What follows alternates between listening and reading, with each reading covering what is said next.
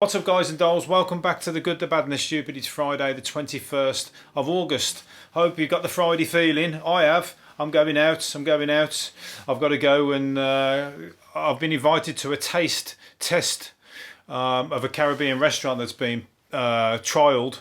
No, they're starting the Caribbean restaurant and they're doing the tasting tonight, and I'm going to get there an hour late. I'm already late for it. So I'm going to get there and all the food's going to be gone. But once again, I've put you first. I hope you appreciate it and tell all your friends about me, because I'm going to go hungry tonight and I'm going to get there and see all the big fat faces with all the big fat bellies, all with the big empty plates, and they're all going to go, "Oh, where you been, Wayne? Oh, there might be something. Have that half-eaten dumpling." That's what's left. But I'll be like, "No, but it's all right." You know why? Because I've got a podcast to do, and even though it's unprofessional, I like to be professional. I like to be the unprofessional professional. You know, it might be shit, but I do it, and that's what counts. Anyway, let's crack on to. I haven't got a lot to tell you anyway. So I've said all that, but as soon as I get out of here and get my shoes on, I'm going to be running down that road. I don't want a half-eaten donut or whatever it is, half-eaten dumpling. I want the fucking works, but it's too late. Anyway, let's move on to.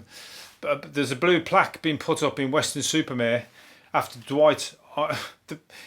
It's like in England, you get the plaques put up where somebody have stayed the night, and that's like a tourist attraction then, because it's like a blue plaque on the wall next to, you know, if it's a B&B, they can say, "Oh, so and so," or if somebody lived there as well, you know, you might have somewhere where Mark. Fucking Charles Darwin stayed or some shit like that. I don't know where the fuck. There's loads of places where you see these blue plaques all over the place. John Lennon's house, all this stuff. But there's put one up where US President Dwight Eisenhower stayed in a caravan for the night. So Eisenhower was over here and he stayed in Weston-super-Mare in a caravan. That's the shittest holiday. One of the shittest holidays in England. Shittest, but best as well, because it's like a typical English holiday. It's like, it's got England all over it, you know. It's like the hanky on the head, the ham sandwiches, the picnic down the beach, in your caravan, with all the wallpaper, 1970s wallpaper in the caravan. That's what it would have been in them days. Well, 1950s in those days, or more, 40s. But the caravans were the English holiday before anybody could afford to fly. So it's shit, and it's like nostalgic. Americans would love it. I bet Eisenhower was like that. This is fucking brilliant. Forget California. Forget fucking barrel waves and surfing and all the Beach Boys and all that. Even though the Beach Boys weren't even there then. But you get the idea. Forget all that. Forget fucking, you know, swing music and whatever. I'm in Butlins. I'm in a caravan in Weston-super-Mare. It's the coldest holiday I've ever been on. It's pissing down outside. The caravan's leaking. The wallpaper's falling off. The food's shit. The coffee's shit. Perfect. It's completely the opposite of what I'm used to. And that's, to me, what makes a good holiday anyway. I don't go away to have a creature comforts. I don't like fucking one of these British people that go. Some people go to Spain and they want all that in Spain. Well, they don't want the weather, they want the fucking hot weather, they want the Spanish weather, but they want all that, but in Spain.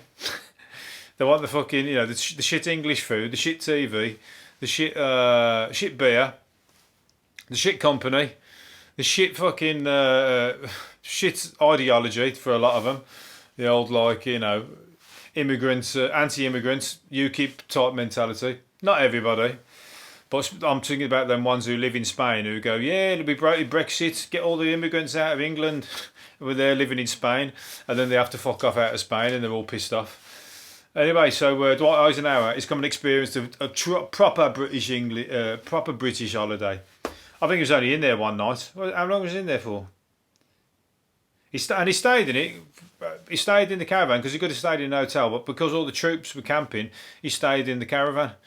So, you know, he still kept his higher status. He didn't camp in a tent with the troops, but he said, like, I'm going to almost camp with my troops. I'm not going to stay in a hotel. I want to be near my troops at the very least. So can you pull my caravan, even though it's fucking 10 times better accommodation than what they are in the tents, to pull me next to the troops somewhere. So yeah, it's a nice. So if you want to go and see that, there's a blue plaque. It's up on a wall on the where is it? Water tower wall next to where he slept in Western Woods. Anyway, Euromillions is on tonight. 99 million. 99 million problems if you win it as well. But good problems. Better than 99 million shit problems because you've got no money. 99 million, I mean, winning that amount of money is going to bring you nothing but problems. With family and friends, I mean, fucking spending money, you're going to have the time of your life, but you're going to have to fucking pay for people. And that's just going to wear thin. It's going to wear thin on them, on you, as in, like, they're going to go, who the fuck's he think he is? With all his money all of a sudden. The first week will be amazing. 3 weeks in, they'll be like that. Fuck, I'm getting pissed off with him offering to pay for everything. I want to fucking support myself. No, I can't go on your flash holidays. I'm going to stay in a caravan in Weston-super-Mare. I heard General Eisenhower did it once. But anyway, Euromillions. I've done it actually because I saw that, and you're going to be. It says here you're going to be richer than Daniel Radcliffe out of Harry Potter if you win the millions. That's how much money he's got. He's only done Harry Potter. Yeah, well, he's done a couple of other things now, but really, he got his money from Harry Potter. £99 million will make you richer than Harry Potter, who's worth 94 million. Can you fucking believe that? I mean, Harry Potter's are good films for kids, but they're not. I mean, there's people who have done some of the best fucking acting, some of the best films I've ever seen, and they ain't got a pot to piss in. But then you do the Harry Potter film, and you're fucking coming away with £94 million. Emma Watson, 30. Has got 52 million. Why didn't I get a part in Harry Potter? I could have fucking been in that. I couldn't, but I mean, they did. I'm sure there was lots of people in the back, all the extras. Well, the extras wouldn't have got shit, would they? But it's mad because he was just. I don't know whether he was just plucked out of nowhere, wasn't he? Really, he weren't like any mad acting skills at that age. It's just by luck, and he just had the luck maybe, and fucking 94 million pound later. So anyway, you could be up there with them if you want to fucking buy a ticket tonight. I'm not selling Euro tickets for fucking them. It's your chances of winning are very, very slim. I'd give most of it away anyway. That's my fucking stance. I put a ticket on, I bought it, and if I win now, I've said it on the podcast, I'm going to give most of it away.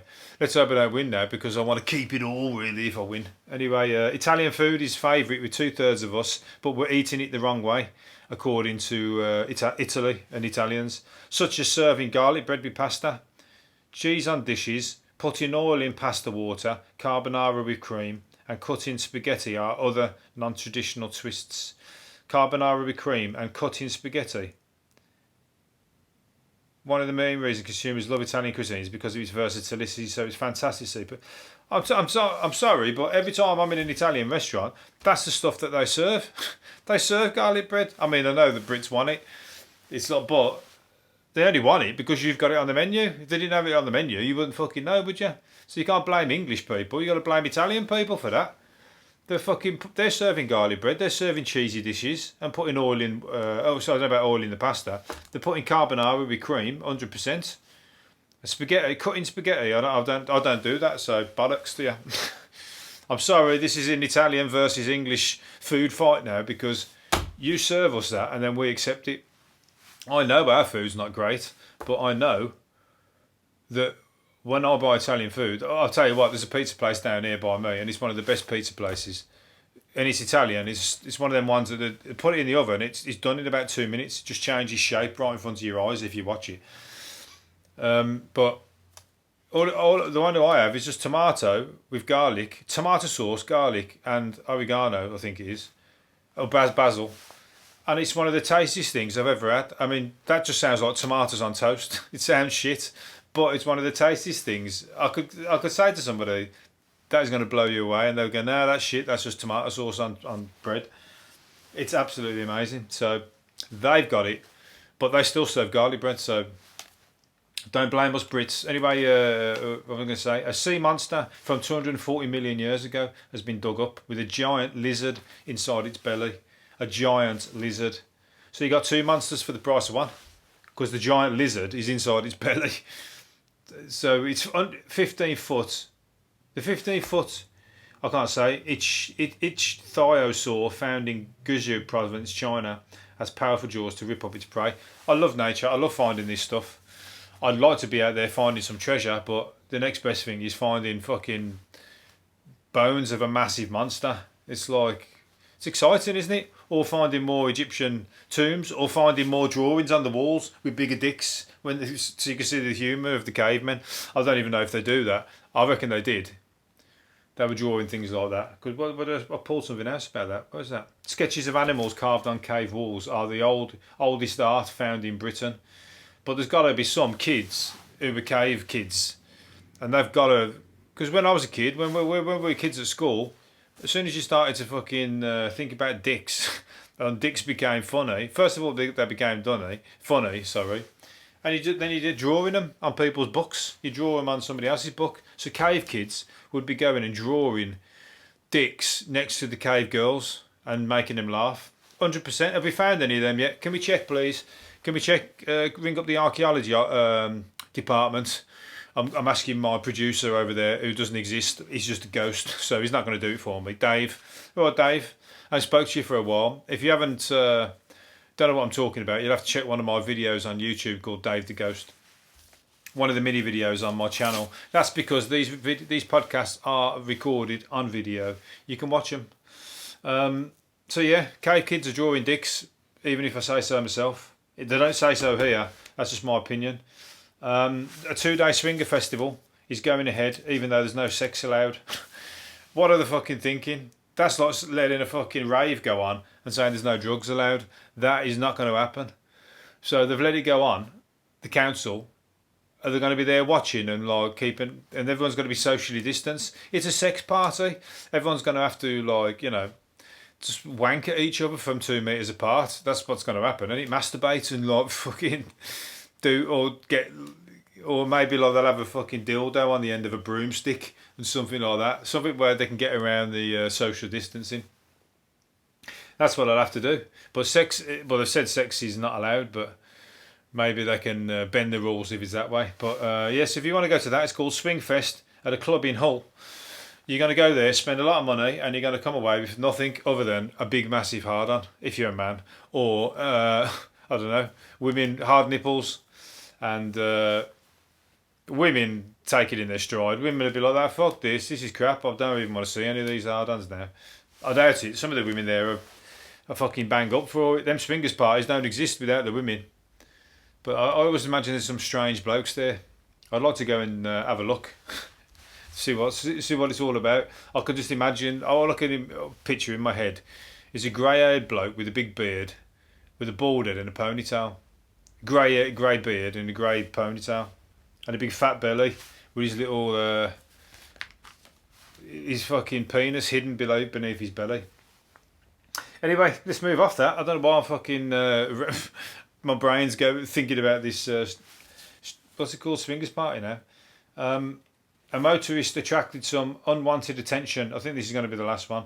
A motorist has attracted some unwanted attention when his £200,000 Lamborghini was seized by police after he revved its engine to annoy pedestrians.